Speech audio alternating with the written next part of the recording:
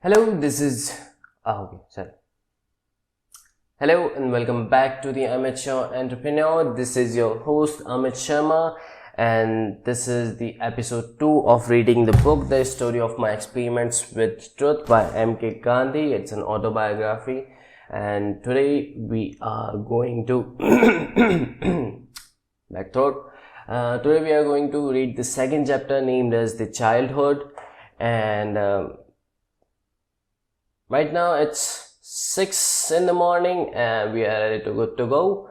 So let's start the second chapter, and I must let you know I haven't memorized the those new words from the first chapter, birth and the parentage, those 10-11 words that I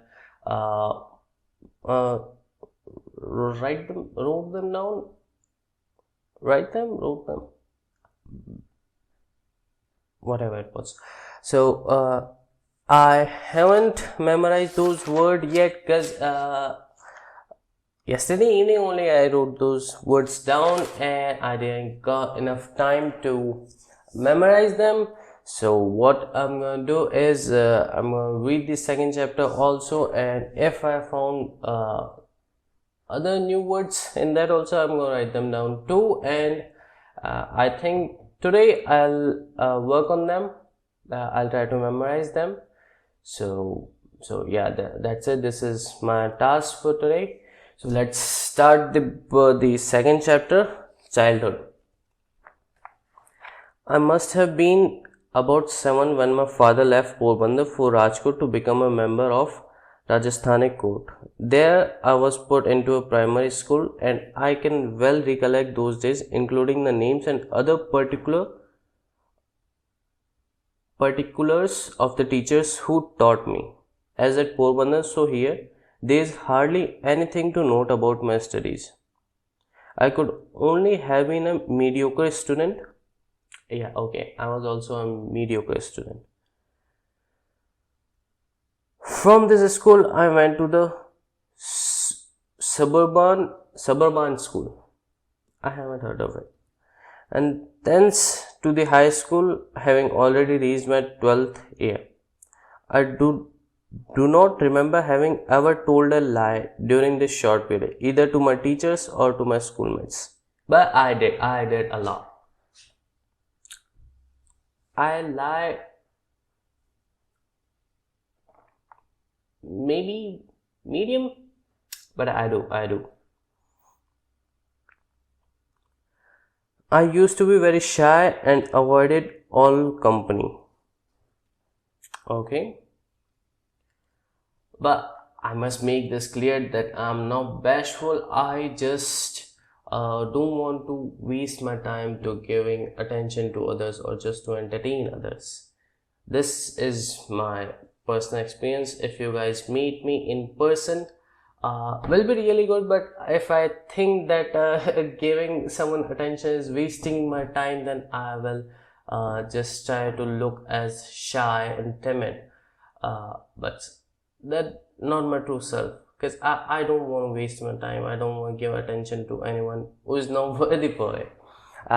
If you talk to me like really good stuff, the knowledgeable stuff, either it's useful in increasing my physical strength, mental or spiritual strength, I'll talk to you all day. But if you talk to me about something which is maybe entertaining but not helpful for me, then I'll stay quiet and I won't say anything. I'll be like, okay, good, then okay, bye, tata.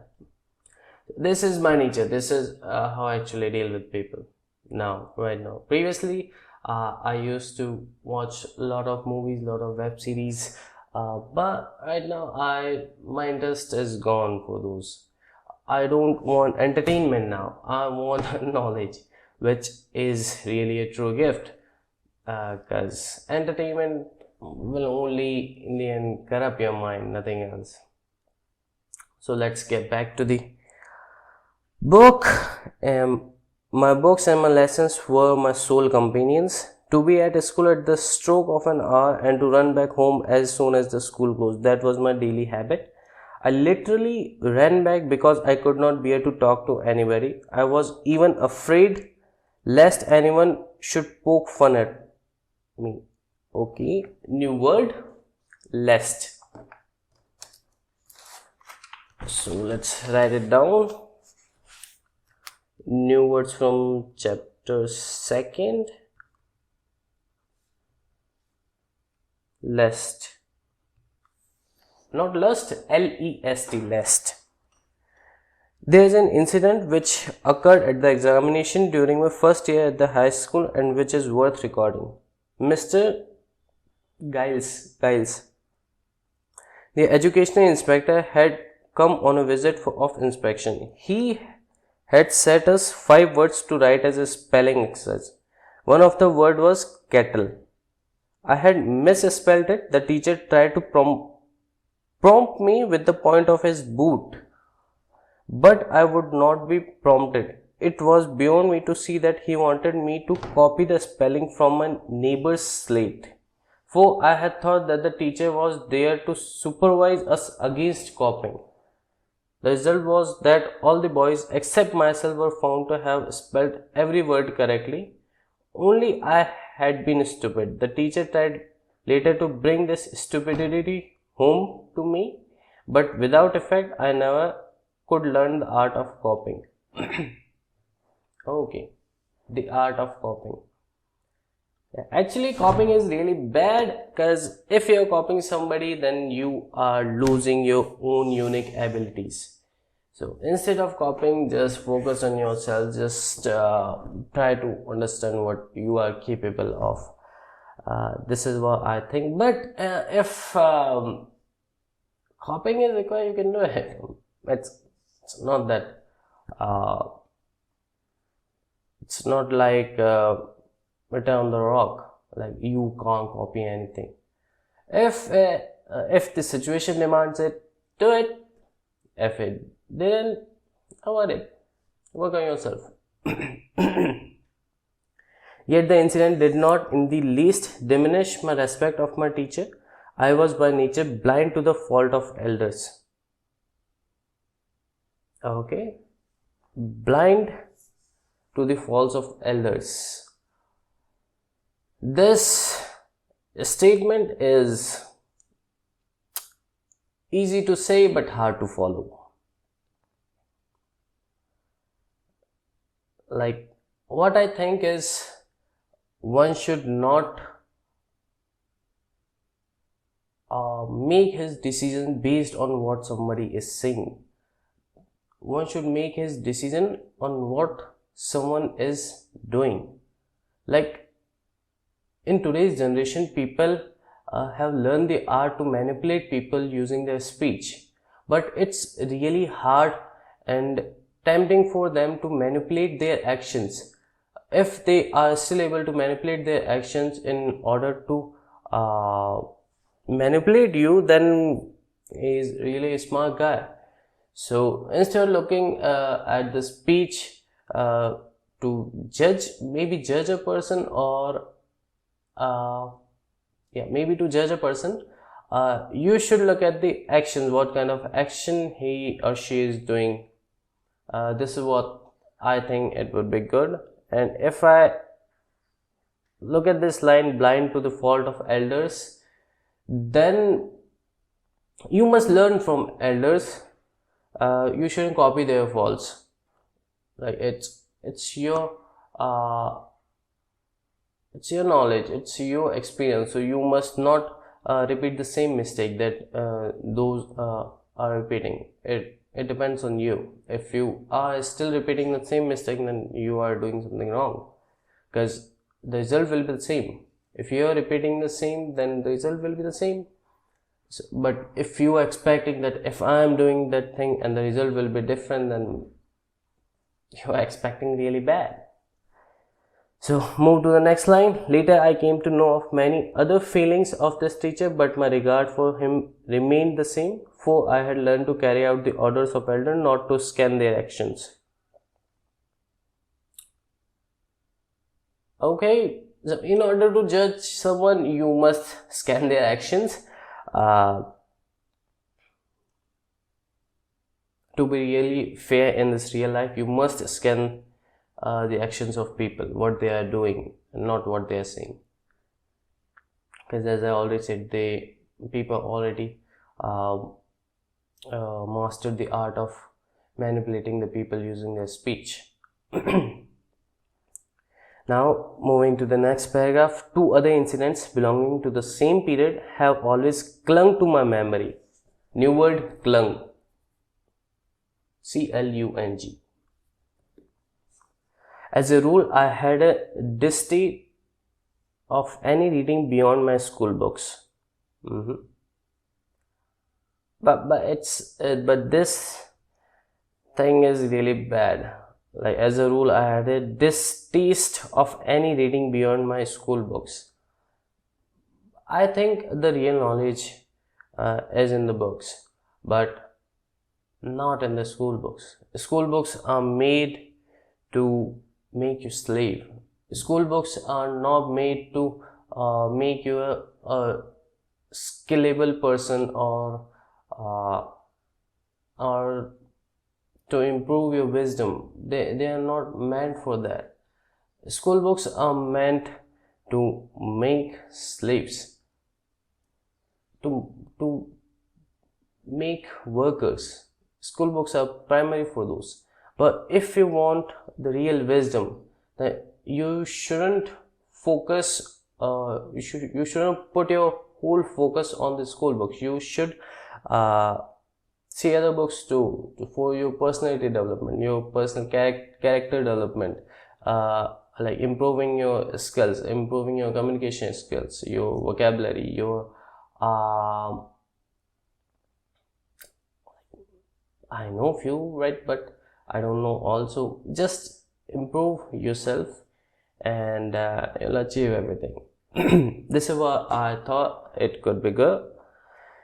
Now, moving to the next line. The daily lessons had to be done because I disliked being taken to task by my teacher as much as disliked deceiving him. Therefore, I would do the lessons, but often without my mind in them. Yeah, people usually do that because they have to do it and do it, even if it's not helping them. So this is what slaves do. There's no difference between a slave and a student. Like, if you are not even getting that, still you have to do it. So this is what slaves do. Not the smart people, not the people who have wisdom.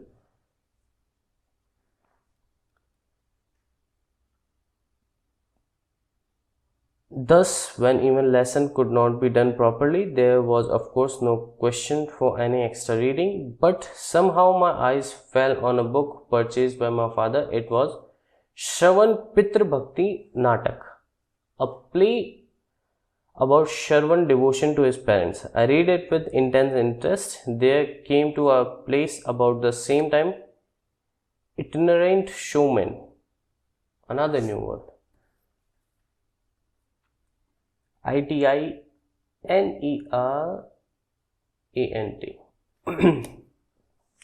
One of the pictures I was shown was of Shravan carrying, by means of sling fitted for his shoulders, his blind parents on a pilgrimage.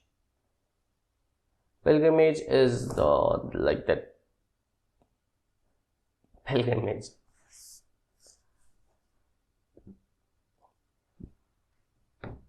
The book and the picture left an indelible impression on my mind. Indelible.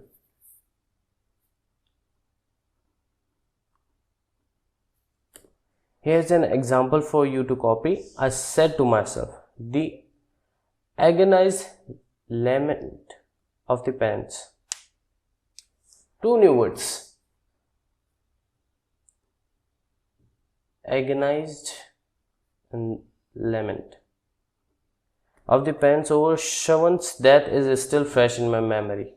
The melting tune moved me deeply, and I played it on a concertina which my father had purchased for me. There was a similar incident connected with another play. Just about this time, I had secured my father's permission to see a play performed by a certain dramatic company. This play, Harish Chandra, captured my heart. I could never be tired of seeing it, but how often should I be permitted to go? It haunted me, and I must have acted Harish Chandra to myself times without number. Why should not all be truthful like Harish Chandra? To be really fair, all can't be truthful like Harish Chandra. If they are, then smart people will use you and throw you like a rapper. So it really makes sense that what you want to be a rapper or you want to rule. So it's not like you just stick to one thing. Change yourself according to the situation, what situation demands. So I think a person should change himself according to the situation, otherwise people are going to use you and throw you away.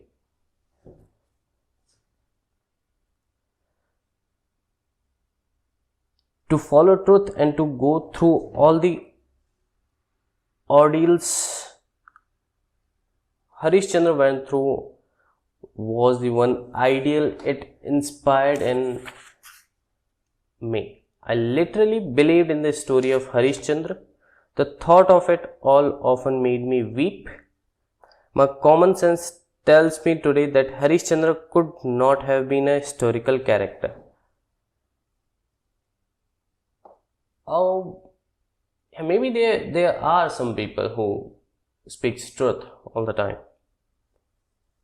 Still, both Harish Chandra and Shravan are living realities for me, and I am sure I should be moved as before if I were to read those plays again today.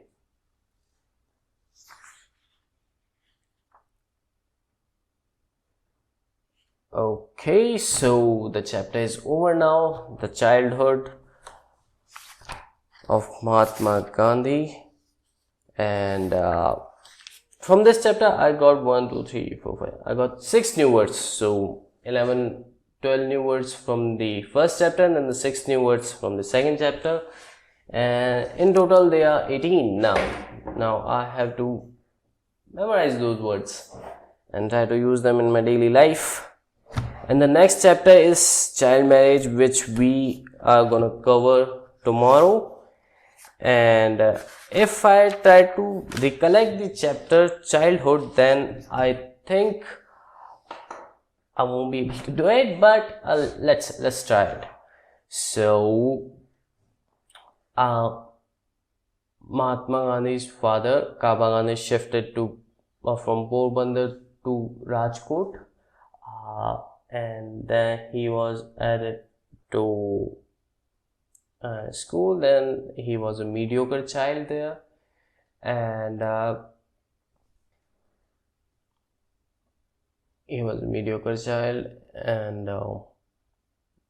he tried to to show one incident about his teacher, where his teacher was promoting him to copy something, but he didn't did it, and he made a statement that he just followed the orders of the elders, he don't scan their actions. But I don't agree with this statement, because you should scan the actions and learn from them, and if you can, you should learn from them, so you shouldn't repeat those mistakes again. And you should learn from them. If they made a mistake, then were they trying to do something about that, like whether they are what we call the word for after people do to say that they are innocent, like whether they are proud of doing something wrong, or they are not, they are guilty about that. So is there anything else that they are doing after their actions? So one must scan their actions, but fully, not partially, not biased. Your scanning shouldn't be biased. If it is biased, then you are doing really wrong for yourself. Then okay, so he follows the order of the teachers. Then he was a shy and he was a bashful kid, and he usually avoids talking to people. And then he used to do the work, the school work, which usually all of guys do it, whether it's good or not. We do it because we are bound to do it, because we as a student we are slave, we are slave, because in today's education system there is no much that's gonna help, or it could be good, but I don't think that they are providing the wisdom. They are just making slaves.